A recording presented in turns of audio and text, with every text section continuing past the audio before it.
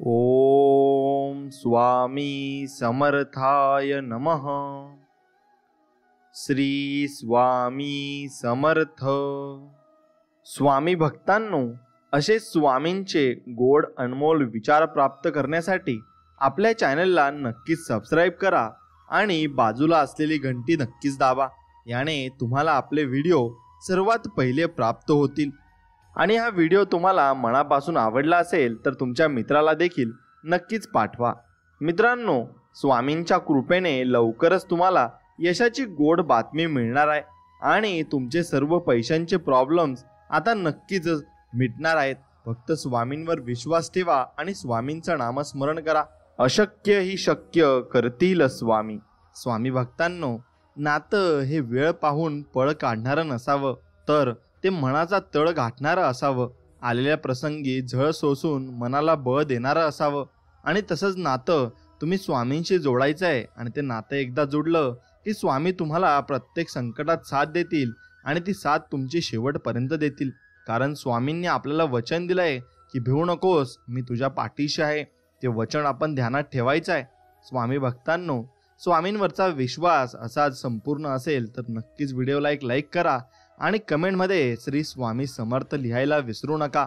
आणि मी स्वामींचरणी एवढीच प्रार्थना करतो की तुमच्या सर्व मनोकामना आणि इच्छा पूर्ण हो आणि स्वामी तुमच्या पाठीशी कायम उभे राहो, ही स्वामींचरणी प्रार्थना। ज्या लोकांचं आपल्या आयुष्यात काही स्थान नाही अशा लोकांचं बोलणं अजिबात मनावर तुम्ही घेऊ नका। आणि आयुष्यात आलेले अवघड वळणं आपल्यालाच पार पाडावी लागतात। भावा, कोणी नाही येत मदतीला, सगळे दिखाव्यापुरते असतात आणि ते दिखाव्यापुरताच ते काम करत असतात। म्हणून अशा लोकांपासून आपण लांब नक्कीच राहिलं पाहिजे। म्हणून कधी कधी आयुष्यात काही चांगलं झालं तरी त्यात आनंद वाटत नाही, कारण भूतकाळात मनावर झालेल्या जखमा अजूनही ताज्याच असतात। म्हणून जीवनातील वेदना कमी करायची असतील तर 3 गोष्टी शिकल्या पाहिजेत। काहीही आपलं नाही, काहीही आपलं नव्हतं आणि काहीही आपलं राहणार नाहीये, हे फक्त आपण लक्षात ठेवायचं आहे। लाखांच्या गादीवर झोपला काय किंवा चटईवर झोपला काय, झोप त्याला चांगली लागते ज्यांचे कर्म चांगले असतात। म्हणून जर तुम्हाला एखाद्या व्यक्तीच्या आयुष्यात काय चाललं आहे हे माहीत नाही तर त्या व्यक्तीबद्दल तुम्हाला 4 चौघात मत मांडण्याचा काडीमात्र अधिकार नाही।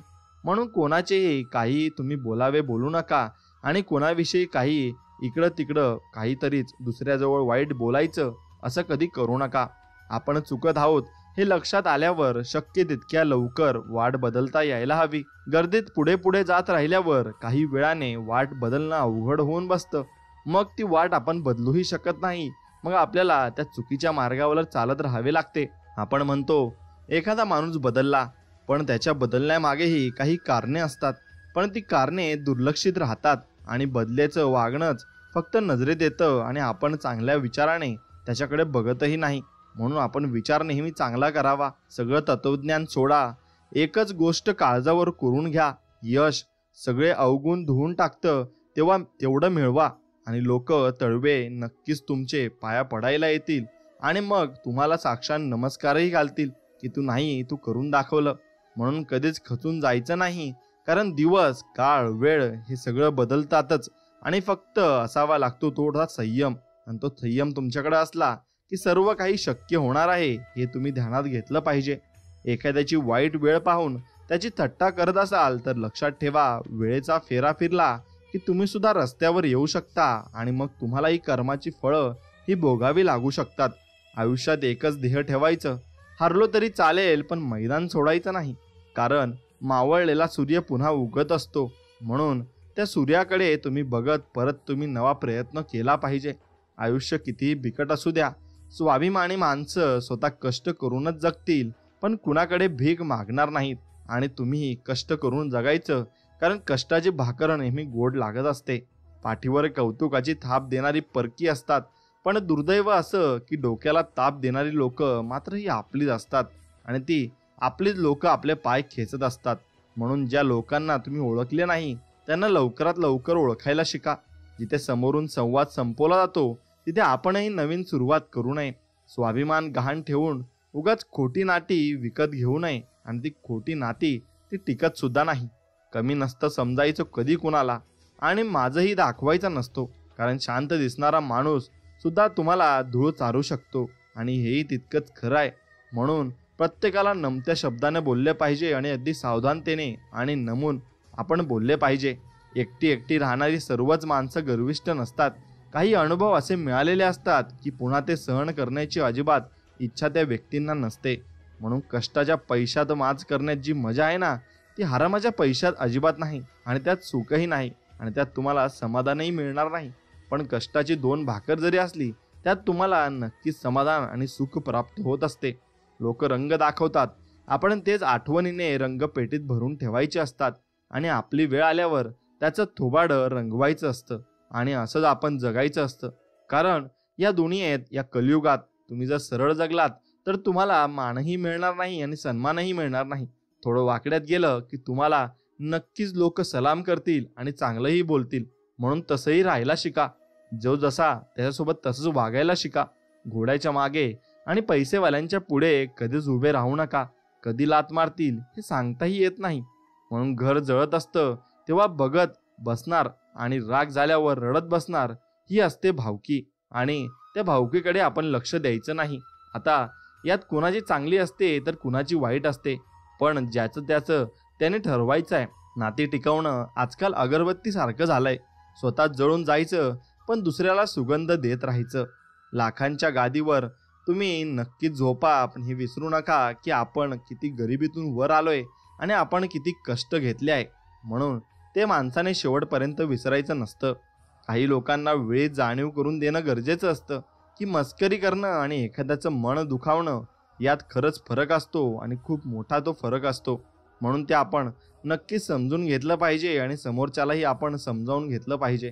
कारण यामध्ये माणूस पूर्णतः खचून जातो आणि माणसाच्या मनामध्ये तेच तेच विचार हे भिरकवत असतात. मग माणूस भरपूर काही गोष्टी या सोडून देत असतो आणि त्याला दुसऱ्या गोष्टी काहीच आठवतही नसतात. म्हणून मित्रांनो, कुणाला बोलताना जरा तुम्ही विचार करून नक्कीच बोललं पाहिजे. कारण कुणाच्या मनाला किती लागल हे सांगताही येत नाही.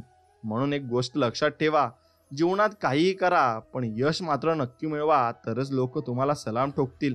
म्हणून तुम्ही या आयुष्यामध्ये जगत असताना स्वामींची सेवा कधीच सोडू नका आणि स्वामींची सेवा ही करत राहा. कारण आपला स्वभाव त्याने चांगला होतो आणि आपलं मनही त्याने निर्मळ होत असतं. स्वतःचा स्वभाव इतका चांगला ठेवा की आयुष्यात भेटणारा प्रत्येक माणूस शेवटपर्यंत विसरला नाही पाहिजे आणि त्याने तुमची आठवण ही काढलीच पाहिजे. म्हणून दुसऱ्याला देण्यासाठी आपल्याकडे काही नसले तरी चालेल, पण सन्मान नक्कीच देता आला पाहिजे आणि तो दिला तरच मिळत असतो. म्हणून आपली माणसं जवळ असताना जर त्यांची किंमत कळली तर आयुष्यात पश्चाताप करण्याची वेळ आपल्याला परत येणार नाही. हेही तितकंच खरं आहे. सुखात राहायला खर्च नसतो, पण सुखात आहे हे दाखवायला खूप खर्च होतो. म्हणून ते कधीच तुम्ही दाखवू नका आणि तुमच्या मर्जीप्रमाणे जगा आणि तुम्हाला ज्यात समाधान लाभेल तीच गोष्ट तुम्ही करा. मग आलेली अनेक संकटे जेव्हा आपल्या नकळत टळून जातात, ती टळून गेलेली संकटे म्हणजे परमेश्वराची कृपा असते असं आपण समजायचं आहे. प्रकृती का आमंत्रण है, जो स्वीकार करता है वही आगे बढ़ता है. म्हणजे तुमच्यासोबत जे काही वाईट झालं ते तुम्ही स्वीकार करा आणि पुढे चालत राहा. कारण ही प्रकृती आहे आणि ही जीवन आहे. इथं चढ उतार तुम्हाला येणारच आहेत आणि ते तुम्हाला पार करावेच लागतील. म्हणून मस्तक थोडं वाकून बघा, अहंकार तुमचा मरून जाईल.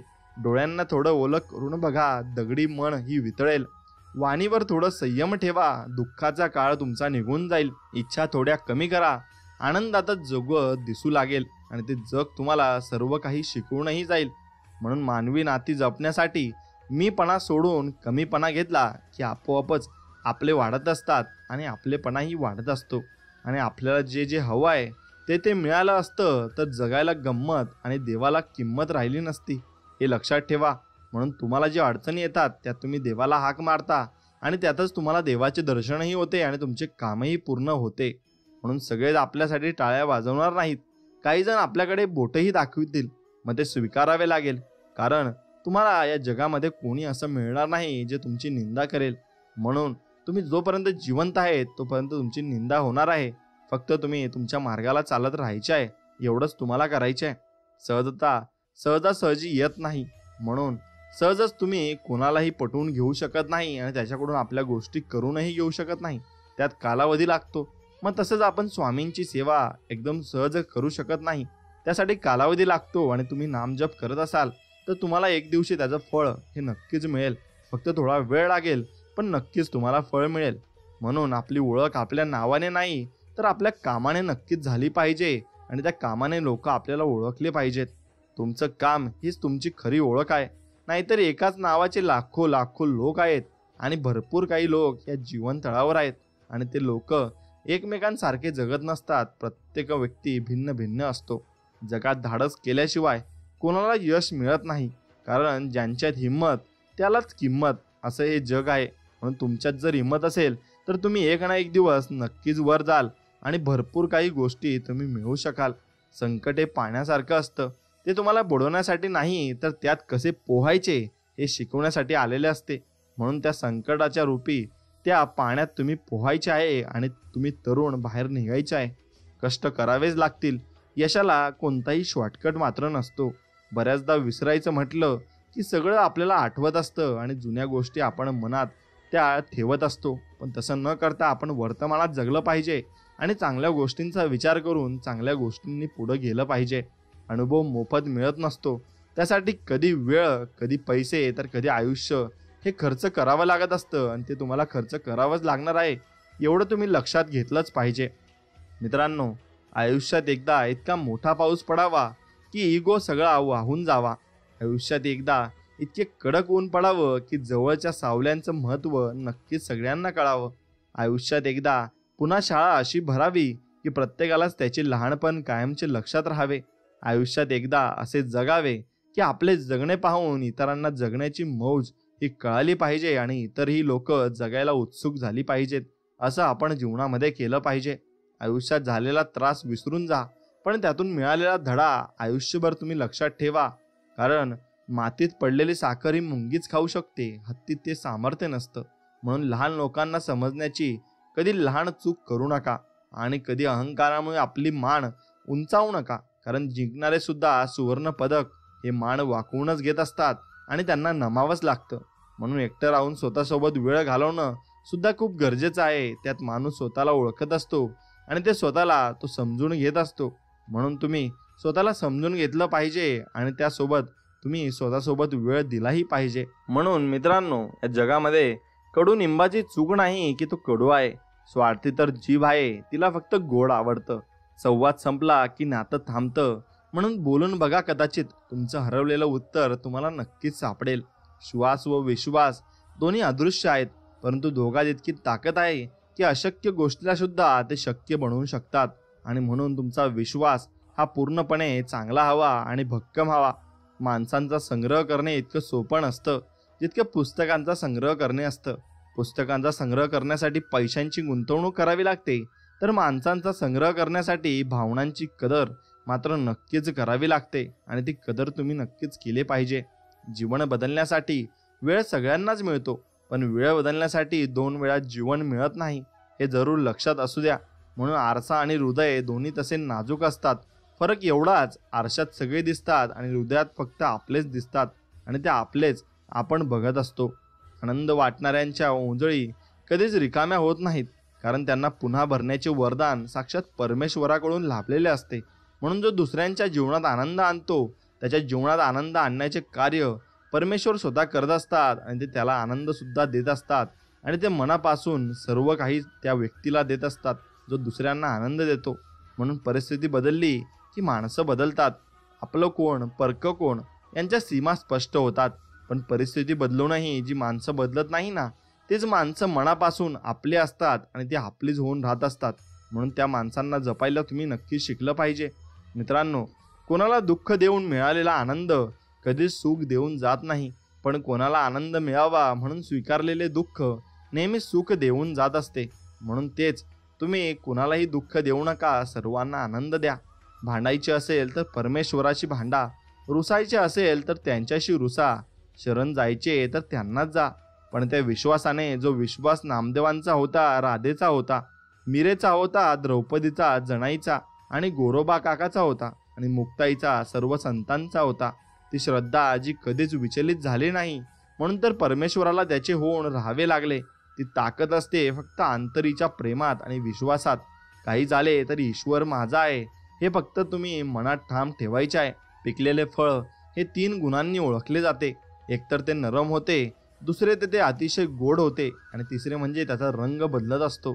त्याचप्रमाणे परिपक्व माणसाची ओळख सुद्धा 3 गोष्टीवरून करावी. प्रथमतः त्याच्या बोलण्यात नम्रता असते, दुसरे म्हणजे त्याच्या बोलण्यात गोडवा असतो आणि तिसरे म्हणजे त्याच्या चेहऱ्यावर जबरदस्त आत्मविश्वास असतो. आणि तो आत्मविश्वास आपल्याला नक्कीच मिळवायचा आहे. आणि तो आत्मविश्वास असला की आपण कुठेही आणि कसेही वावरू शकतो. अहंकार आणि गैरसमज यामुळे माणूस महत्त्वाच्या गोष्टींपासून दूर राहतो. गैरसमज सत्य ऐकू देत नाही आणि अहंकार सत्य पाहू देत नाही आणि असंच आपण त्यात गुरफटत जात असतो. म्हणून गैरसमज कधी करून घेऊ नका. संकटातून वाचल्याशिवाय जीवाची किंमत समजत नाही आणि जीव गुदमरल्याशिवाय श्वासाची किंमत समजत नाही. मालमत्तेचे वारस कितीही असतात, परंतु कर्माचा वारस आपण स्वतःच असतो. म्हणून सत्कर्म योगे वय घालवावे, सर्वामुखी मंगल बोलवावे असे नक्कीच आपण म्हणू शकतो. आणि असं आपल्या पुरातनात म्हटलं सुद्धा आहे आणि तेच आपण नक्कीच केलं पाहिजे. वाईटाची संगत ही नुकसानकारकच असते, मग ती कशाची असो. कारण कोळसा पेटलेला असतो तेव्हा हात भाजतो आणि पेटलेला नसतो तेव्हा हात काळे करत असतो. म्हणून सदा संगती सज्जनांची धरावी आणि सज्जनांची संगती धरली की आयुष्यात आपण भरपूर पुढे जात असतो. भावनेपेक्षा कर्तव्य मोठं असतं. त्यासाठी जीवनात वाढण्याआधी रुजावं व चमकण्याआधी झिजावं लागतं. लागलेली भूक, नसलेला पैसा, तुटलेले मन व मिळालेली वागणूक जे शिकवते ना, ते कुठलीच पदवी ही शिकवत नसते. मित्रांनो, आयुष्यामध्ये जमा करून ठेवायचं असेल तर लोकांचे आशीर्वाद ठेवा, कुणाचा तळतळात नाही. कारण धनसंपत्ती सोबत नेता येत नाही आणि तळतळात सुखाने जगू देत नाही. जीवनामध्ये 2च वाक्य लक्षात ठेवायचे. मनाप्रमाणे झालं तर ईश्वराची कृपा आणि मनाविरुद्ध झालं तर ईश्वराची इच्छा. दोन्हीमध्ये आपल्याला समाधानही नक्कीच मिळणार असते आणि शेवट आपलं चांगलं होणार असते. हे सद्गुरुनाथा, प्रेमाने भरलेले डोळे द्या, श्रद्धेने झुकलेले आणि झुकणारे मस्तक द्या, मदत करणारे हात द्या, स्वतः सत मार्गावर चालणारे पाय द्या आणि नामस्मरण करणारे मन द्या आणि अंतिम श्वास तुमच्या चरणाशी विसावू द्या. एवढंच फक्त तुम्ही आम्हाला द्या. आपल्याला दुःख देणारे या जगात कमी नाहीत. हे जितकं सत्य आहे तितकं सत्य हे आहे की आपल्या सगळ्यात जास्त मायेने जवळ घेणारे फक्त आपले स्वामी समर्थ सद्गुरू आहेत आणि ते आपल्याला जवळ घेत असतात. म्हणून श्री सद्गुरू म्हणजे कोण? जो आपल्यातील 1000 अवगुणांना बाजूला करून एक सद्गुण बघतात. आणि मनुष्य म्हणजे कोण? जो आपल्यातील 1000 गुणांना सोडून एक अवगुणाला बघतो. यामध्येच फरक आहे मनुष्यामध्ये आणि देवामध्ये. म्हणून परमेश्वर आपले चांगलेच बघत असतात आणि कधीच ते आपले वाईट बघत नाही. स्वतःच्या तोंडाने खूप मोठेपणा सांगून माणूस मोठा होत नसतो, तर तो कसा आहे हे त्याच्या वागण्यावरूनच लोकांना दिसून येतं. म्हणून वागण्यात खोटेपणा असेल तर जगण्यात कितीही मोठेपणा असला ना तरी काही उपयोग नसतो आणि त्याचा उपयोगही होत नाही. नातं जोडणे ही एक कला आहे आणि नातं टिकवणे एक साधना आहे. आयुष्यात आपण किती खरे आणि किती खोटे हे फक्त 2च जणांना माहिती असते. एक म्हणजे परमात्मा आणि दुसरा म्हणजे अंतरात्मा. म्हणून आपण याच्यावरून ठरवायचं की आपण चांगले आहोत की नक्कीच वाईट आहोत. म्हणून तुम्ही आयुष्यामध्ये येत असाल तेव्हा आयुष्यामध्ये तुम्हाला परमेश्वराने पाठवले आहे. ते कशासाठी? तर दुसऱ्यांचं भलं करण्यासाठी. आणि स्वतःचा मोह न धरता आपण दुसऱ्यांना मदत केली पाहिजे. आणि आपल्याला देवाने जे दिले त्यासाठी देवाकडे आपण धन्यवाद मानले पाहिजे. नाशिवंत हा देह सारा, उद्या भंगून जाईल. काय कमावले काय जमवले, कधीतरी माती मोल होईल. 2 शब्द प्रेमाचे घे रे तू सदामुखी, प्रेमानेच जग जिंक, मग होतील सर्व सुखी, असं सद्गुरूंनी म्हटलं आहे. आणि तेच खरं आहे. सर्व दरवाजे बंद झाले तरी सद्गुरूंच्या हृदयाचा दरवाजा कायम उघडा असतो. अपेक्षा सद्गुरूंपासून ठेवा, इतर लोकांपासून नको. अडचणीत असाल तर सद्गुरू तारतील, एकटे असाल तर ते सांभाळतील, मार्ग सापडत नसेल तर ते दाखवतील, अश्रू धाबत नसतील तर मग ते पुसतील, आणि अशक्य तेही शक्य करतील. ते आपले स्वामी समर्थ आहेत. म्हणून त्यांच्याकडेच आपण जे काही मागायचे ते पूर्णपणे मागायचं आहे आणि ते आपल्याला सर्व काही देऊ इच्छित आहे हे आपण नक्कीच लक्षात ठेवायचं आहे. माणसाकडे कपडे स्वच्छ असो वा नसो, पण मन मात्र स्वच्छ असलं पाहिजे. कारण स्वच्छ कपड्यांची स्तुती लोक करतात आणि स्वच्छ मनाची स्तुती हा परमेश्वर करत असतो. म्हणून जो व्यक्ती कायम दुःखाचे रडगाणे गात राहतो त्याच्या दारावर उभे असलेले सुख हे बाहेरूनच परत जाते. आणि जो व्यक्ती सद्गुरूंवर श्रद्धा ठेवून सद्गुरू इच्छेत इच्छा मिळून राहतो त्याला सद्गुरू कृपेने सुख प्राप्त होत असते. आणि ते शेवटपर्यंत टिकत असते. कपाळावरील रेषेत भाग्य शोधण्यापेक्षा कपाळावरील घामातच भविष्य शोधल्यास आयुष्यात कपाळावर हात टेकवण्याची कधीच वेळ तुमच्यावर येणार नाही. म्हणून नशीबवादी होण्यापेक्षा प्रयत्नवादी तुम्ही नक्कीच व्हा. यश तुमची वाट पाहत आहे आणि तुम्ही यशस्वी होणार आहेत हे तितकंच खरं आहे. सत्य ही अशी एक श्रीमंती आहे की जी एकदाच खर्च करून त्याचा आयुष्यभर आनंद आपल्याला उपभोगता येतो. पण असत्य हे एक प्रकारचे कर्ज आहे आणि ज्यामुळे तात्काळ सुख तुम्हाला मिळतं, परंतु आयुष्यभर त्याची परतफेड हे आपल्याला करतच राहावी लागते आणि ती शेवटी आपल्याला भेटतही नाही आणि त्याची परतफेड होतही नाही. म्हणून मनासारखे कोणाला जगता येत नसते. परिस्थितीनुसार जगायला शिकवणारे शास्त्र म्हणजे अध्यात्म आहे. मनात चांगल्या विचारांमुळे चांगल्या इच्छा निर्माण होतात आणि चांगल्या इच्छा म्हणजे ज्या मनाला फक्त समाधानच देतात त्यांचा दुष्परिणाम नसतोच. अशा सर्व इच्छापूर्तीचा मार्ग म्हणजे अध्यात्म आहे आणि ते आपण शिकून घेतलं पाहिजे. मनाची तगमग थांबवण्याचे शिकवण्यासाठी अध्यात्म आणि अध्यात्म हे मनाला बंधन नसून चुकीच्या मार्गापासून वाचून जीवनाचा खरा आनंद घेण्याचे प्रभावी साधन आहे. आणि प्रत्येक माणसाला कसली तरी चिंता काळजी आहेच, ती दूर करण्याचे शास्त्र अध्यात्मात आहे आणि संपूर्ण अध्यात्म हे नामात आहे. म्हणून तुम्ही नामजप हा केलाच पाहिजे आणि नामामुळेच तुम्ही भरपूर काही मिळवू शकाल. म्हणून स्वामी समर्थांचे नामस्मरण हे तुम्ही नक्कीच करा. ठेविले अनंते तैसेची राहावे, चित्ती असू द्यावे समाधान. म्हणजे आपल्याकडे काहीही असो ते तसंच ठेवावं, फक्त आपण एक समाधान मानून घ्यायला शिकावं आणि आपल्याला देवाने जे दिलं आहे त्यात आपण नक्कीच समाधान मानून घ्यायला पाहिजे. नाहीतर मग माणूस कधीच सुखी राहत नाही आणि कधीच त्याला आयुष्यामध्ये कोणती गोष्ट प्राप्त झाली याचा आनंदही होत नाही. आयुष्यात जे मिळाले नाही त्याचा विचार करून त्रास करून घेण्यापेक्षा जे मिळाले आहे त्यात समाधान मानल्यास जीवनातील नकारात्मक विचारांची जागा सकारात्मक विचार घेतील आणि हेच सकारात्मक विचार तुमचे आयुष्य नक्कीच घडवतील. म्हणून सुंदर विचारांची माणसं अंधारात चमकणाऱ्या काजव्यासारखी असतात. विचारांच्या तेजाने गर्दीतही उठून दिसतात आणि त्यांचं तेज हे उभरून दिसत असतं. म्हणून स्वामी सांगतात, आपल्या आयुष्यात कोण येणार हे आपण जन्मताच ठरलेलं असतं. येणाऱ्या प्रत्येक माणसाच्या येण्यामागे काहीतरी मोठं अगदी कारण असतं. काही लोक आपल्या वाईट कर्माची शिक्षा द्यायला येतात, तर काही लोक आपल्याला भरपूर काही चांगल्या गोष्टी शिकवायला येतात आणि चांगल्या कर्माची फळं द्यायला येतात. म्हणून काही लोकांकडून आपल्याला खूप त्रास होतो, तर काही लोक आयुष्यात आल्यावर आपल्याला खूप आपण आनंदित होऊन आनंद आपल्यात समावून जात असतो. म्हणून श्री सद्गुरू माऊली, तुम्ही मानवता धर्माचे डॉक्टर आहात.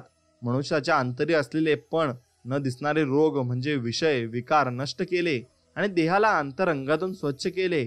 समर्था, आपण कायमच श्रवण दिलं की मानवता ही जात आणि माणुसकी हा धर्म, श्रवण हेच 72 रोगांवरचं औषध आहे आणि आपल्याशिवाय आमचे अस्तित्व शून्य आहे. तुम्हीच या विश्वाचे सर्वोत्तम डॉक्टर आहात आणि तेच आपल्याला तारून नेतील ही आपण विश्वास ठेवला पाहिजे. आणि जेवढा जास्त विश्वास असेल तेवढे जास्त तुम्हाला त्याचे परिणाम दिसतील आणि नक्कीच देव आपल्यावर सर्व कृपा करत असतात.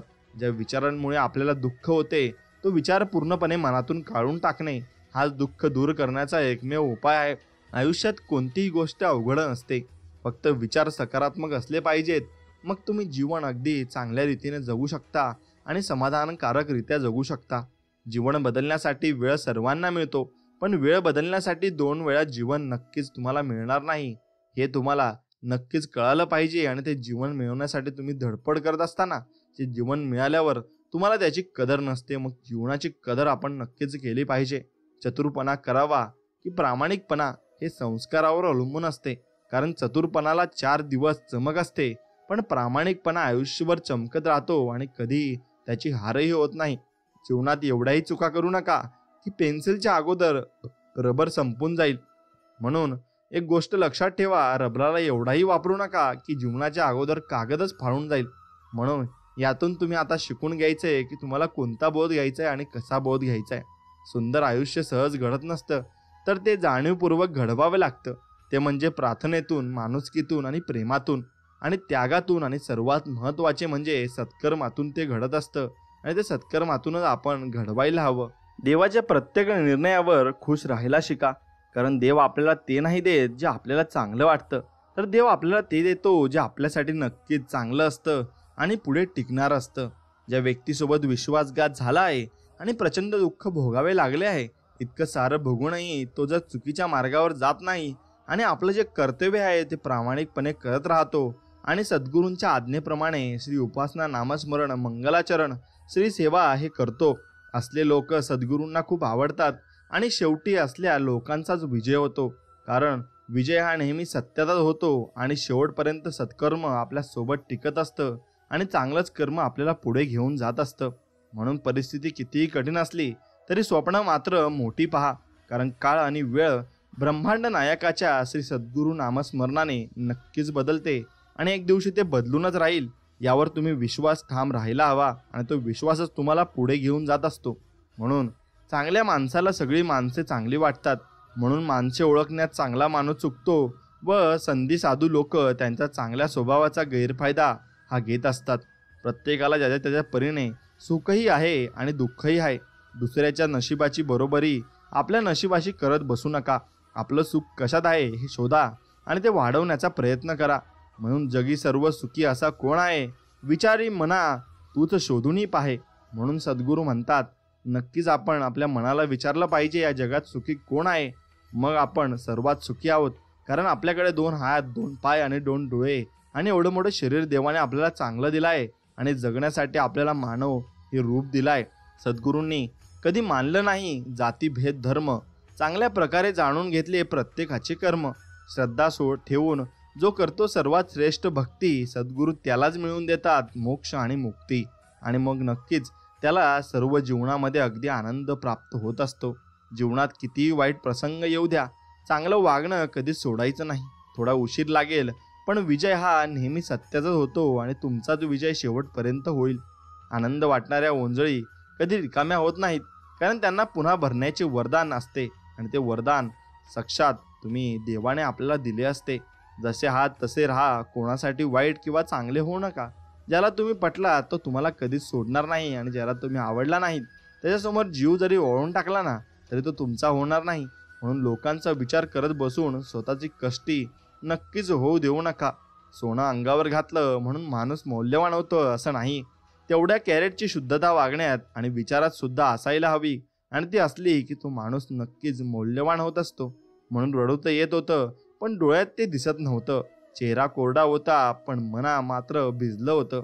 आणि कारण डोळे पाहणारे बरेच असतात पण मनातलं जाणून घेणारे फक्त स्वामी समर्थ असतात आणि ते जाणून घेतात आणि त्यावर उपायही आपल्याला सांगत असतात आणि ते उपाय आपण नक्कीच करायचे असतात. चेहऱ्यावरचे तेज हे तुमच्या अंतःकरणातील विचारांवर अवलंबून असते. मनात आत्मविश्वास असला की चेहऱ्यावरील तेजस्वी दिसतो आणि मनात इतरांविषयी प्रेम असलं की चेहरा सात्विक दिसतो. मनात इतरांविषयी आदर असला की चेहरा नम्र दिसतो आणि मनातले हे भावच माणसाला सुंदर बनवत असतात आणि सुंदर बनवून या जगापेक्षा नक्कीच आपल्याला चांगलं काहीतरी ते भाव देत असतात. म्हणून नातं जोडणे एक कला आहे, नातं टिकवणे एक साधना आहे. आयुष्यात आपण किती खरे आणि किती खोटे हे फक्त 2च जणांना माहिती असते. एक म्हणजे परमात्मा आणि दुसरा म्हणजे आपला अंतरात्मा. आणि तो अंतरात्माच आपल्याला सांगत असतो आणि भरपूर काही गोष्टी त्यातून आपल्याला समजतही असतात.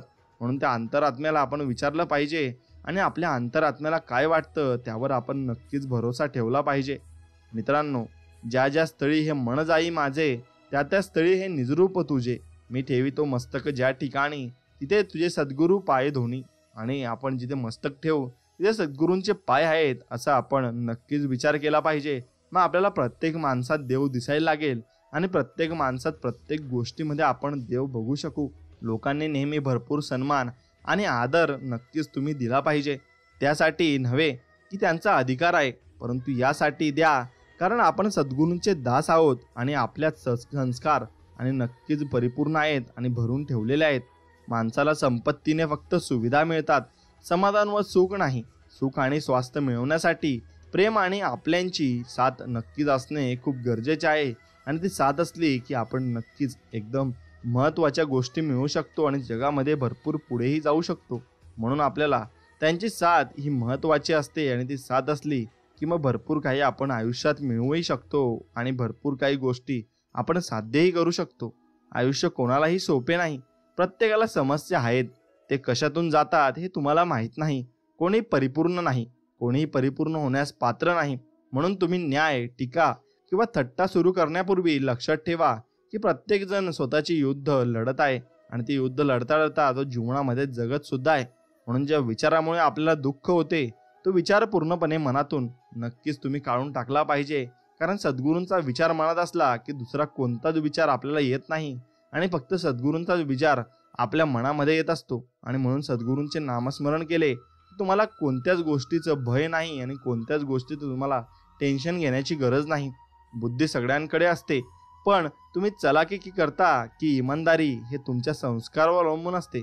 चलाकी 4 दिवसच नक्कीच टिकत असते, पण इमानदारी शेवटपर्यंत टिकत असते आणि आयुष्यभर आपल्या सोबत असते.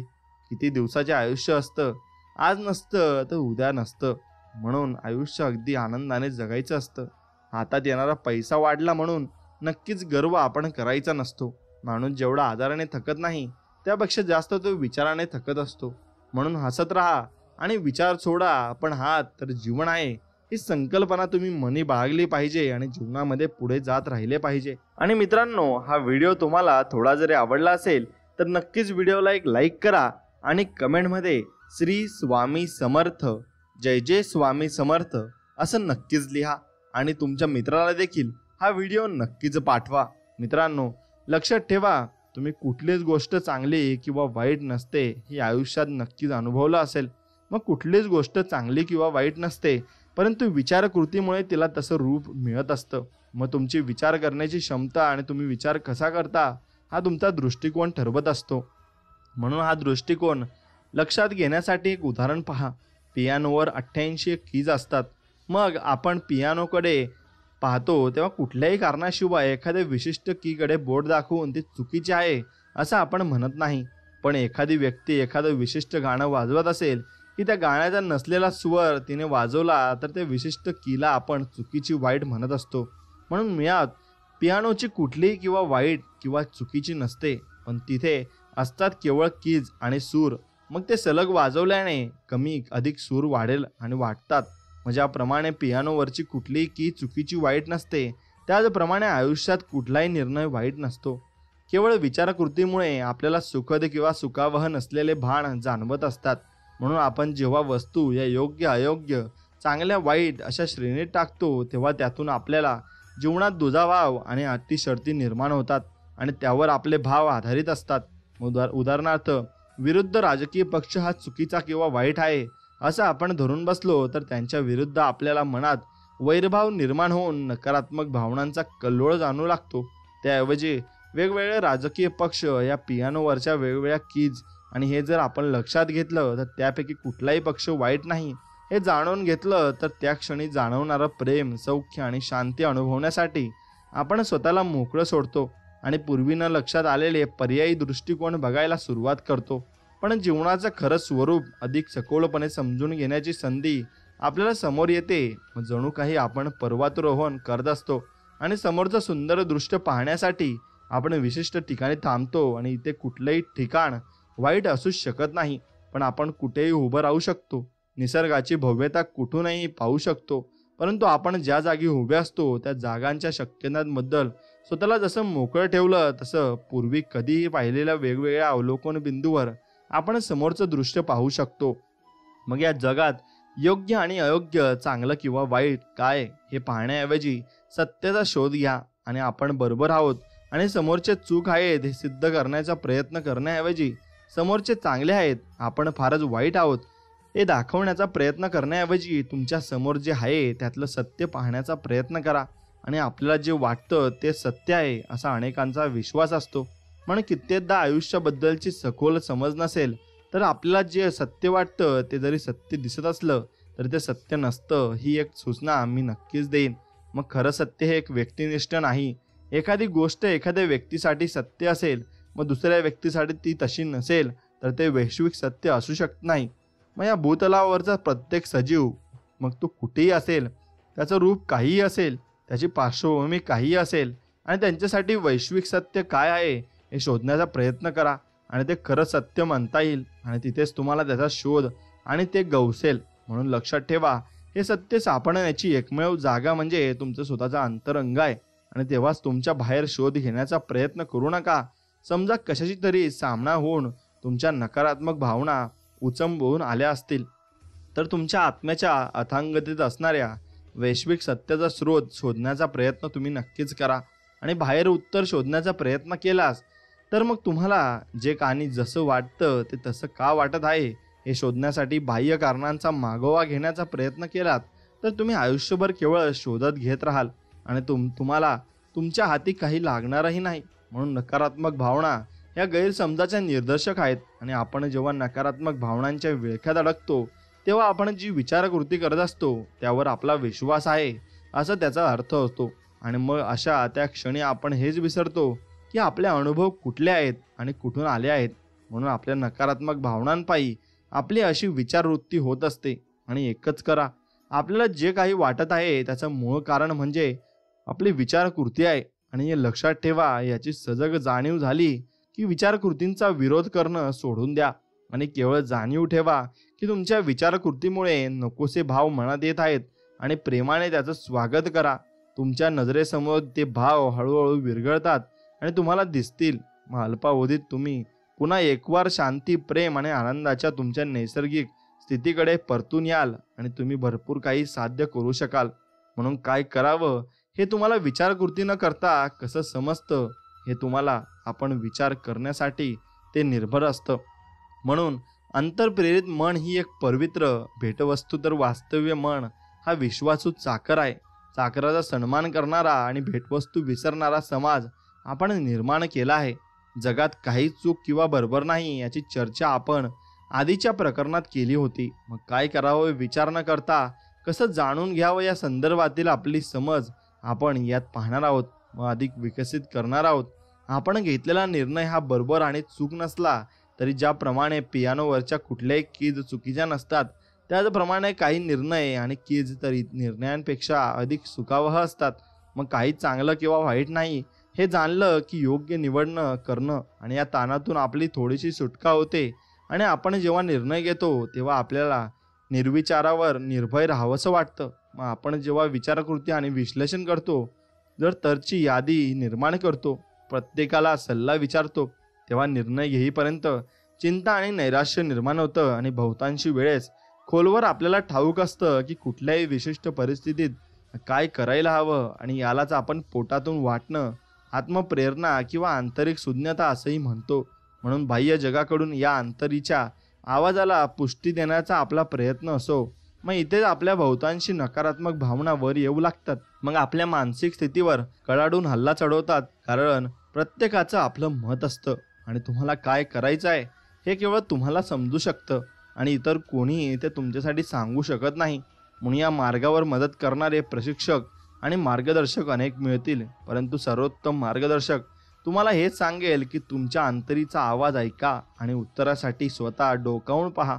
म्हणूनच आपल्या आंतरिक आवाजानुसार आपण काय करायला हवं हे आपल्याला मनोमन ठाऊक असूनही त्याकडे दुर्लक्ष करत दुसऱ्याचा सल्ला किंवा मत ऐकल्यानंतर आपल्या मनात पश्चातापाची भावना निर्माण होते आणि अनेकांना हा अनुभव नक्कीच आलाच असेल. म्हणून तुमची आत्मप्रेरणा तुम्हाला जिथे पोहोचवायला हवं त्याच दिशेने नेते आणि कोणत्याही क्षणी तुम्ही काय करायला हवं ते सांगते. आणि ती खरोखरच आंतरिक GPS सारखी असून कुठे वळायचं, कुठला मार्ग निवडायचा आणि मुक्कामाला पोहोचण्याच्या रस्त्यात अडथळा असेल तर काय करायचं हे सांगते. म्हणून आपला आंतरिक GPS आपल्याला जिथे जायचं आहे नेमकं तिथेच पोहोचवेल आणि खात्री आहे, परंतु तिथवर पोहोचण्यासाठी ते आपल्या कोणत्या मार्गावर नेईल, कशी नेईल याची मात्र खात्री नसते. मग गंतव्यस्थानी पोहोचण्याच्या प्रवासात अगणित परिस्थिती उद्भवू शकतात, तरीसुद्धा तुमचा GPS तुम्हाला तिथवर नेईल आणि याची खात्री तुम्ही बाळगली पाहिजे. म्हणून महत्त्वाची सूचना आहे, आपली अंतःप्रेरणा जोवर मुख्य प्रवाह होत नाही तोवर समाज तिला कधीही मान्यता देणार नाही. याचं कारणास्तव तुम्हाला तुमच्यासाठी जे काही सत्य असल्याचं तुम्हाला ज्ञात असतं, मग त्याला पुष्टी मिळवण्यासाठी तुम्ही जर बाहेर बघण्याचा प्रयत्न केलात तर बहुतांशी वेळेस तुम्ही झिडकारले जाल आणि पुढची पावलं कोणती उचलायची याबद्दल तुम्हाला वेगवेगळी मतं ऐकावी लागतील.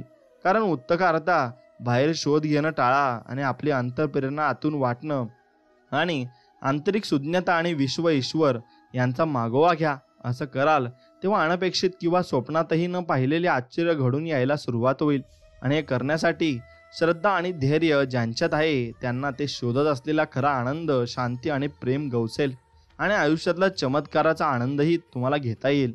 मग विचार न करता काय करावं हे आपल्याला कसं समजेल याकडे तुम्ही लक्ष दिलं पाहिजे. म्हणून काय करायचं हे आपल्यापैकी बहुतेकांना ठाऊक असतं, पण ते करायची आपल्याला नक्कीच भीती वाटते आणि हे सत्य आहे. मग उदाहरणार्थ आपल्याला वजन कमी करायचं असतं आणि नेमकं काय करावं हे आपल्याला बरोबर माहिती असतं, पण वजन कमी करायचं सूत्र म्हणजे काही रॉकेट सायन्स नाही किंवा ते चित्रलिपीतही लिहिलेलं नाही. मग आपण जितके उष्मांक पोटात घेतो त्याहून अधिक जाळायला हवेत आणि व्यायाम करायला हवा आणि आरोग्यदायी आहार घ्यायला हवा, म्हणजे आपलं जीवन कमी होईल आणि हे आपल्याला सगळ्यांना समजतं. आणि मग त्यानुसार आपलं वजनही कमी होईल आणि मग आपण चांगलं जीवन जगू शकू. मग आपल्यातल्या प्रत्येक गोष्टीसाठी नेमकं काय करायला हवं हे आपल्याबरोबर खोलवर माहिती असतं, परंतु हे करण्याची आपल्याला भीती वाटत असते आणि त्या भीतीपोटी आपण काहीही करत नाही. मग ते करण्यासाठी आपण पुरेसे चांगले नाही असा विश्वास आपण उगाचच जोपासतो आणि भीती किंवा साशंकतेपायी आपल्याला कळत न कळत असंही वाटतं की मात्र काय करायला हवं हे आपल्याला आधीच माहिती असल्याची जाणीव आपण करून घेणं ही पहिली पायरी नक्कीच आपली आहे आणि ती पायरी आपण शोधत बसत असतो. मित्रांनो, एक गोष्ट लक्षात घ्या, त्या परिस्थितीबद्दल तुमच्या मनात भीती किंवा साशंकता नसेल तरी सुद्धा पुढे काय करावं हे तुम्हाला माहिती नसेल तर स्वतःच्या आंतरिक शुद्धतेवर आणि बुद्धित्वावर विश्वास तुम्ही नक्कीच ठेवायला हवा आणि तो विश्वासच तुम्हाला पुढे घेऊन जातो आणि त्याची दुसरी पायरी तो दाखवून देत असतो. मग तुम्हाला हवी असलेली उत्तरं तिथेच गवसतील आणि अगणित विचारापर्यंत पोहोचण्याची नक्कीच क्षमता आपल्यात आहे. आणि एखाद्या क्षणी आपण काय करू शकतो याबद्दल कल्पनांचा तुटवडा नक्कीच नाही आणि आपली स्वतःची विचारकृती मात्र आपल्याला या अफाट ज्ञानाचा लाभ घेण्यापासून थोपवते. आणि हेनरी फोर्ड यांनी एकदा म्हटलं होतं की मी करू शकतो किंवा करू शकत नाही असं तुम्हाला जे वाटेल ते बरोबर असतं. मी हे करू शकत नाही असा विचार करत आपल्याला आयुष्य घालवत राहिलो तर आयुष्यातला प्रत्येक क्षणी आपण करू शकत असलेल्या अमर्यादित शक्यतांपासून स्वतःला दूर करतो. परंतु मनातला ब्रेक सोडला तर आपली विचारकृतीच आपल्याला मागे ओढते. हे लक्षात घेतलं तर मुबलकता आणि अमर्यादित शक्यतेच्या आपल्या नैसर्गिक स्थितीकडे आपण स्वाभाविकता परत येतो आणि त्या क्षणी आपल्याला काय करायला हवं हे उत्तर जाणून घेण्याची जी गरज असते त्या संदर्भात खरोखरच आपल्याला उत्तर मिळतं. आणि थोडक्यात तुम्ही जे आधीपासून जाणता ते नक्कीच तुम्ही जाणा आणि तुम्ही जर ते जाणत नसाल तर मग तुम्ही हे जाणणं गरजेचं आहे आणि तुम्ही जाणू शकता आणि हे तुम्ही जाणून घेतलंच पाहिजे. तुम्ही कधीही जाणून घेऊ शकता हे जर जाणत असाल तर मग तुमच्याकडे येईलच आणि तुम्ही हे जाणून घेणं गरजेचं आहे. आणि स्वतःच्या अंतःप्रेरणेवर आणि आंतरिक शुद्धतेवर तुम्ही विश्वास नक्कीच ठेवायला शिकले पाहिजे. जोवर तुमची त्यावर अबाधित श्रद्धा आहे तोवर ती अंतःप्रेरणा आणि शुद्धता तिथेच तुमच्यासाठी सदैव तत्पर राहील. हेही तितकंच खरं आहे. म्हणून आपल्या अंतःप्रेरणेचा मागोवा कसा घ्यावा हे तुम्हाला शिकून घ्यावं लागेल.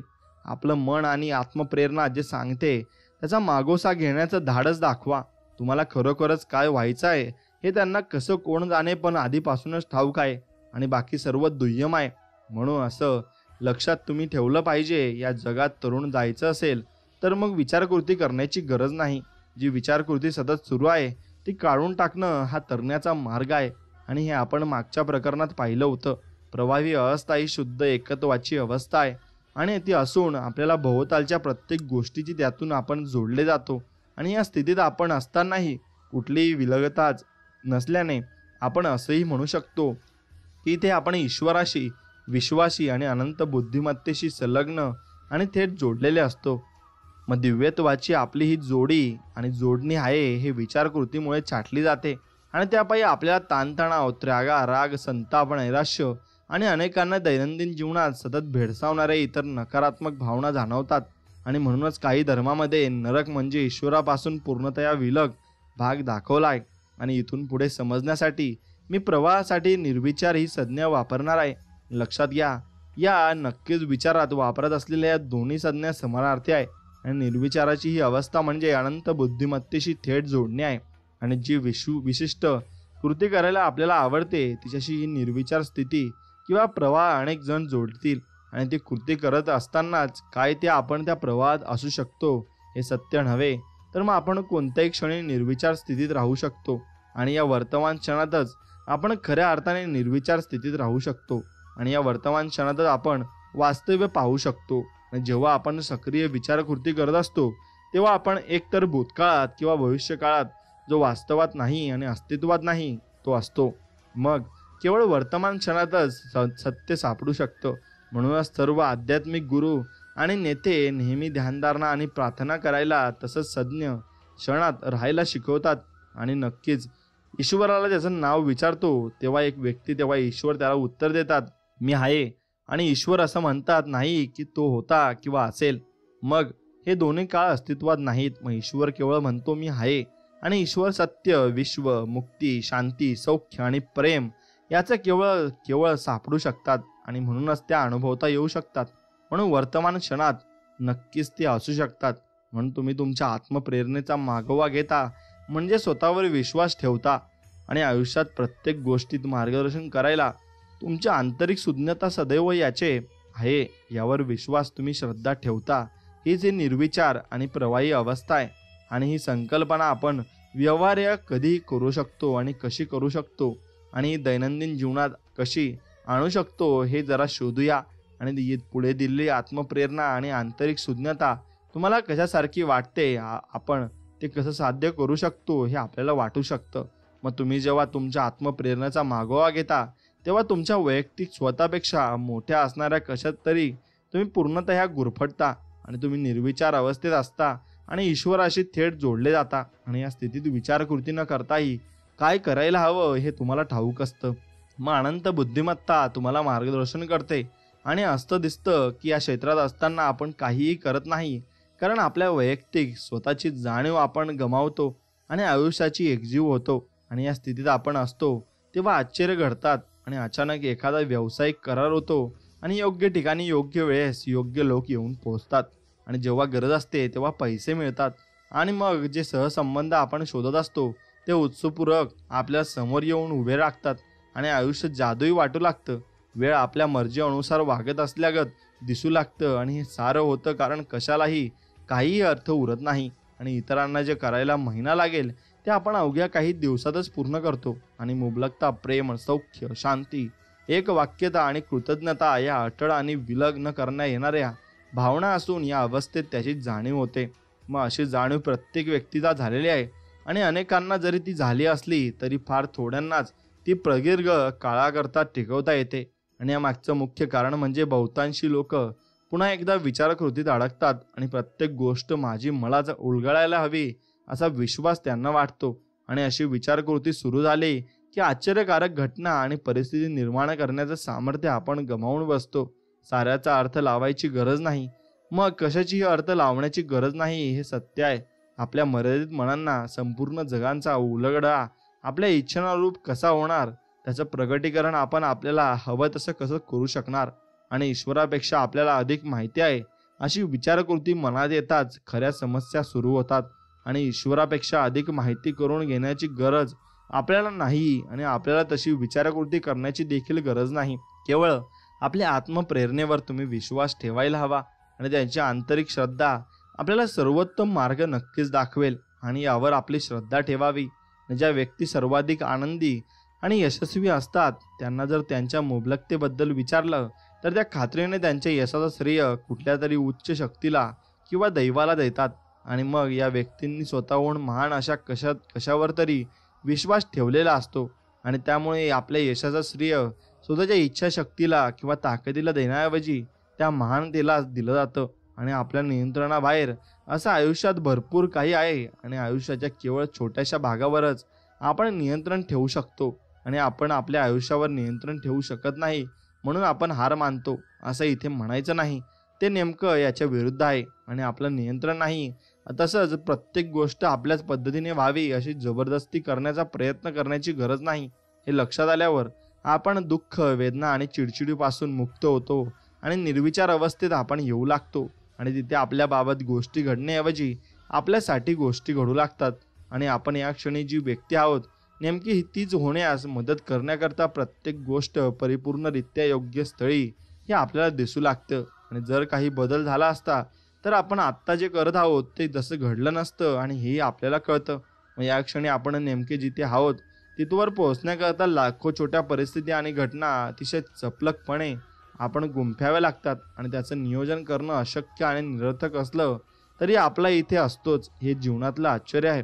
आणि आपल्या आयुष्यातल्या गोष्टींवर आपण नियंत्रण ठेवण्याची गरज नाही. आणि या मुद्द्याकडे परत जाण्यासाठी मला एक पूर्वसूचना द्यायला आवडेल. आपल्याला आयुष्यात घडणाऱ्या प्रत्येक गोष्टीवर आपलं नियंत्रण ठेवू शकत नाही, हे सत्य मात्र नक्कीच आहे. परंतु आपण विचारकृती करून शकतो की नाही यावर आपण नियंत्रण नक्कीच ठेवू शकतो. आणि मग आपल्याला जेव्हा हवं तेव्हा आपला जीवनानुभव आणि एखाद्या क्षणी आपल्याला कसं वाटतं हे बदलण्याचा निर्णय आपण घेऊ शकतो. अशा प्रकारे आपण आनंदी व्हायची निवड करू शकतो. त्यासाठी आपली विचारकृती सोडून देण्याची निवड आपण करू शकतो. आणि सरतेशेवटी हेच महत्त्वाचं नाही का? मग आपल्याकडे काय आहे याबद्दल हे नाहीच, आपल्याला आतमध्ये कसं वाटतं हे आपल्याला यश, सौख्य आणि समाधानाचं मोजमाप आहे. दुसरा मुद्दा मला मांडायचा आहे की आपण जरी अनेक गोष्टींवर नियंत्रण ठेवू शकत नसलो तरी आपल्याला आयुष्यात काय हवं आहे याबद्दल आपण बोलू शकतो. आणि ते कसं मिळवता येईल याबद्दल कदाचित आपल्याला काही बोलता येणार नाही. उदाहरणार्थ, आपल्याला कल्पनाशक्तीची देणगी मिळालेली आहे, म्हणजेच आपल्याला आयुष्यात जे काही हवं ते आपण मनात आणू शकतो. मग ही एक विलक्षण देणगी आहे. परंतु ते घडून येण्यासाठी काय करावं याचा विचार आपल्यालाच करावा लागेल. आणि अशी विचारकृती आपण सुरूच केली की सगळं बिनसू लागतं आणि या वळणावर बहुतेक लोक सोडून देतात किंवा ती गोष्ट आयुष्यात आणण्यासाठी अनाठायी बलाचा प्रयोग करून रोजच त्या पायी दुःख ओढून घेतात. आणि म्हणून आयुष्यात जे हवं त्यासाठी कठोर मेहनत करून दुःख भोगायला हवं असा विश्वास लोकांना वाटू लागतो. आणि हे सत्य नाही. आपल्याला आयुष्यात जे काही हवं आहे ते कसं हे आपण शोधायला हवं. अशी विचारकृती आपण केली तरच ते सत्य ठरेल. आणि आपल्याला काय हवं आहे आणि ते आपल्याला मनासमोर आणलं हे आपण काम आहे. आणि हे कसं आणायचं ते आपण ठरवू नये. कसं हा विश्वाचा प्रश्न आहे. तुम्हाला आयुष्यात जे काही हवं आहे ते तुमच्यापर्यंत पोहोचण्याकरता अगिनत वाटा आहेत आणि ते तुमच्याबरोबर पोहोचेलच. तेव्हा आपल्या लहानशा मर्यादित मेंदूला ते शोधण्याला लावायला प्रयत्न करणं निरर्थक आहे. आणि हे सगळं आपण शोधून काढायचं म्हटलं तर आपल्याला दुःख होतं. तसं शोधण्याची गरज काय? पण आपण आपल्या आत्मप्रेरणेवर आणि आंतरिक सुज्ञतेवर निर्भर राहायला हवं. आणि आपल्याला जे हवं आहे ते प्रत्यक्षात प्रकट होण्यासाठी त्याच्या मदतीवर अवलंबून राहायला हवं. सारं काही आधीच लक्षात घेण्याची गरज नाही. आपल्याला जे हवं ते मनात धरून ठेवत आपण निर्विचार स्थितीत जायला हवं. आणि त्यामुळे आपल्या अनंत बुद्धिमत्तेपर्यंत नक्कीच आपण पोहोचणं आपल्याला शक्य होतं. आणि जेव्हा आपल्याला आवश्यकता असते तेव्हा जो उत्तर आपल्या समोर अचूक प्रकट होतात. मग आपण चालायला सुरुवात केल्यावरच समोर जाण्याचा मार्ग दिसू लागतो. आणि सगळा मार्ग आपल्या समोर आधीच पूर्णपणे उजाळला गेला असं कधी होणार नाही. त्या पायी श्रद्धेची गरज पूर्णतया नाकारली जाईल. म्हणूनच प्रत्येक प्रकटीकरणात श्रद्धा आणि विश्वासाला अत्यंत महत्त्व आहे. आणि आपण जे काही निर्माण करू पाहतो ते आपल्यापर्यंत येईल यावर आपली संपूर्ण अढळ श्रद्धा असायला हवी. आणि ते कसं घडेल हे विश्वावर सोपवून त्यावर श्रद्धा ठेवली तरच ते शक्य होईल. मग आपल्याला आयुष्यात ज्याची इच्छा आहे ते सारं मिळू शकतं. आणि कदाचित ते आपल्या वेळेनुसार किंवा आपल्याला हव्या त्या पद्धतीनुसार नसेल, पण इतकंच की आपली आत्मप्रेरणा आणि आंतरिक सुज्ञता आपल्याशी प्रत्यक्षात सतत संवाद साधत असतात. आणि तुम्ही काय करायला हवं हे ठाऊक असणारा तो आतला लहानसा आवाज माहिती आहे ना. मग कदाचित नोकरी सोडणं, तुम्हाला दुखावणाऱ्या एखाद्या व्यक्तीला क्षमा करणं आणि कुणाला तरी बाहेर फिरायला चालण्याबद्दल म्हणणं आणि कुणाशी तरी पुन्हा जोडून घेणं, अशा पद्धतीचा जो आवाज असेल, आपण कसा करायला हवं हे तुम्हाला अशा ठिकाणी आतून कळतं. मग कधीतरी कशी आतून भावना जाणवल्यानंतरही ती गोष्ट न केल्याचा पश्चाताप तुम्हाला कधी झाला आहे का? मग एखादी गोष्ट तुम्हाला आतून करावीशी वाटली परंतु तसं करण्यामागे तुमच्या समोर कुठलंही तार्किक कारण नव्हतं, तरी सुद्धा तुम्ही ती गोष्ट केली आणि त्यावर विलक्षण बाबी घडून आल्या, आणि असं कधी झालं आहे का? मग हीच ती आत्मप्रेरणा आहे आणि हे तुम्ही नक्कीच समजून घ्यायला हवं. मग विचार स्वरूपात आपली आत्मप्रेरणा आपल्यापर्यंत येते हे लक्षात घ्या. आणि विचारकृती यात सुस्पष्ट फरक आहे. आणि आधीच्या प्रकरणात आपण त्यावर चर्चा केली आहे. विचार हे प्रवृत्तीने दैवी असतात आणि ते अचानक आपल्या मनात कुठून तरी येऊन उद्भवतात. आणि विचारकृती मात्र आपण घडवून आणतो. आणि त्यासाठी आपल्याला कष्टपूर्वक प्रयत्न करावे लागतात. आणि नक्कीच जेव्हा जडत्व जाणवतं तेव्हा त्याच्याशी सहसा नकारात्मक भावना जोडलेल्या असतात. आणि अनंत बुद्धिमत्तेकडून तुम्हाला जेव्हा दैवी विचार प्राप्त होतात तेव्हा त्यामागे ज्ञानाची जाणीव असते आणि त्यात सत्य असतं आणि जे खरं आहे ते तुम्हाला खोलवर ठाऊक असतं. म्हणून तुमची आत्मप्रेरणा कधीच तार्किक किंवा वास्तव वाटणार नाही. तरी आपल्याला नेमकं तेच हवं असतं, कारण आपल्याला ते अंदाज करण्याजोगं नको असतं. ते जर तसंच अंदाज करण्यायोग्य असतं तर मग ते आश्चर्यकारक ठरलं नसतं. त्यामध्ये विश्वाच्या उत्स्फूर्त असणाऱ्या अनेक शक्यता नसत्या. आणि तुम्ही आत्मप्रेरणा ही नेहमी तुमच्या तार्किक आणि वास्तव मनाविरुद्ध जाईल आणि त्यासाठी तयार राहा. आणि ती तुमच्या कानात कुजबुजेल की एखाद्या व्यक्तीला कॉफीच्या दुकानात घेऊन जा आणि त्यातून मस्त मैत्री निर्माण होईल. आणि एखाद्या मित्राला पटकन फोन कर आणि त्याच्या कठीण काळात त्याला कशाची गरज आहे का विचार, असेही ती कानात कुजबुजेल. आणि पटकन पुढे होत आपल्या दिव्य जीवनाच्या भेटीचा स्वीकार करायला ती तुम्हाला सांगेल. आणि जे सत्य आहे तुम्हाला गवसलं आहे ते साऱ्यांसमोर वाटून घ्यायला ती तुम्हाला सुचवेल. आणि तुम्हाला काय हवं याबद्दल आयुष्यात इतर लोक जे सांगत आहेत त्यामागे धावण्याऐवजी तुम्हाला खरोखर काय हवं आहे त्याचा वेध घे. आणि असं ती तुम्हाला अलगद कानात सांगेल. आणि तुमच्याशी ती आत्मप्रेरणा ज्या असंख्य विधींशी मार्गांनी संवाद साधू शकेल त्याची काही कारणं आहेत.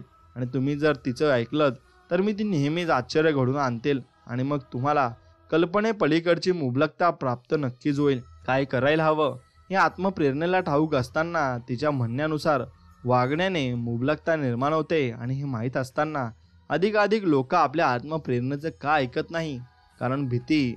आपल्या आत्मप्रेरणेचं ऐकणं हे भीतीदायक किंवा अचानक भयानक असू शकतं, कारण आपल्या आत्मप्रेरणा अज्ञात जागी वास्तव्य करते. आणि दुसऱ्या शब्दात सांगायचं तर आपल्या आत्मप्रेरणा आध्यात्मिक असून अनंत शक्त्यांच्या क्षेत्रात ती कार्य करत असते.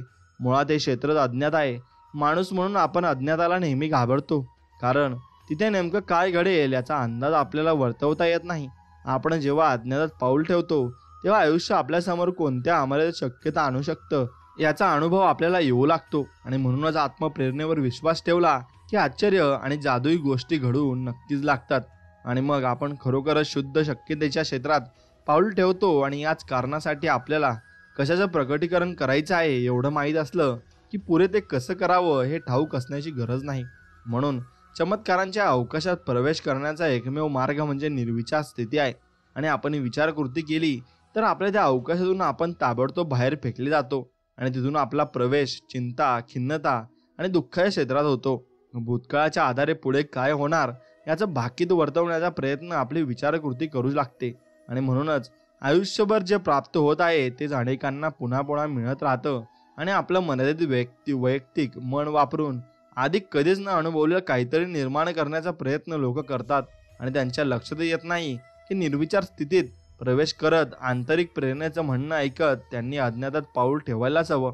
आणि आपण जे आजवर कधीच अनुभवलं नाही आणि ते अनुभवण्यासाठी आपल्याला अमर्यादित शक्यतेच्या क्षेत्राचं पाऊल ठेवावं लागेल, तरच आपल्या तशी स्थिती निर्माण करू शकू. आणि हे घडून आणायचं असेल तर मग तिथे जिथे आपण आजवर कधी गेलोच नाही तिथे जावं लागेल. आणि ते स्थान अज्ञात असतं. आणि थोडक्यात वर्तमान क्षणात तुम्ही काय करायला हवं हे तुमच्या अंतःप्रेरणेला ठाऊक असतं. निर्विचार अवस्थेत शिरूनच आपल्याला तिथवर पोहोचता येतं. आणि तुमचं वैयक्तिक मन तुम्हाला भेदरावून टाकेल, कारण तुम्ही अमर्यादित शक्यतांच्या क्षेत्रात पाऊल ठेवत आहात. आणि केवळ विचारकृतीमुळे आपल्याला भीती वाटते हे लक्षात ठेवलं तर मग ती भीतीदायक विचारसरणी कोलमडून पडेल. आणि आत्मप्रेरणेनुसार काय करायचं धैर्य, स्वाभाविकता वर येईल. आणि या क्षणामध्ये तुमच्या आंतरिक शुद्धतेवर आणि ईश्वर यावर विश्वास असायला हवा.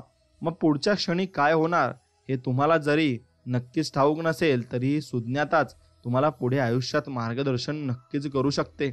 म्हणून मात्र हे एक साहस असून त्यात सौख्य आहे. आणि आयुष्यात तुम्हाला जे हवं आहे ते तुमच्याकडे अज्ञात नसेल तर त्याचं प्रकटीकरण करण्यासाठी अज्ञात हाच एकमेव मार्ग आहे. आणि तुमच्याकडे जे नाही ते प्राप्त करण्यासाठी तुम्ही जे केलं नसेल ते तुम्हाला करावं लागेल.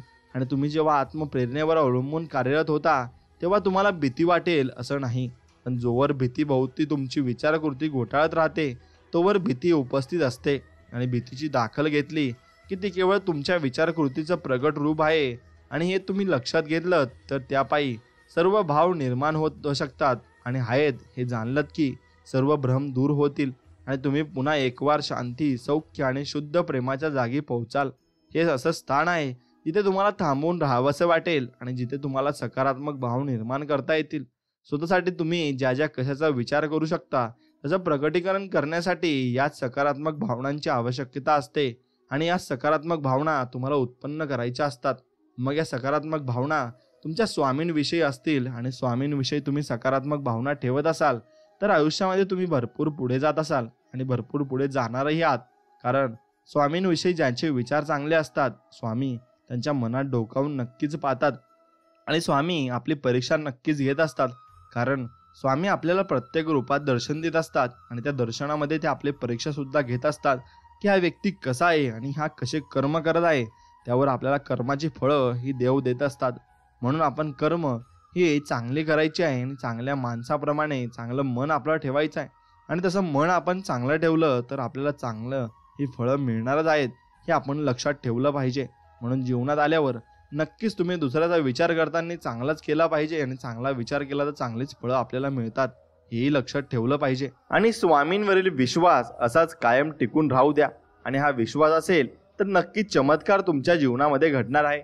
फक्त विश्वास हा तेवढाच महत्त्वाचा असतो आणि स्वामींचं नामस्मरण देखील तितकंच महत्त्वाचं आहे.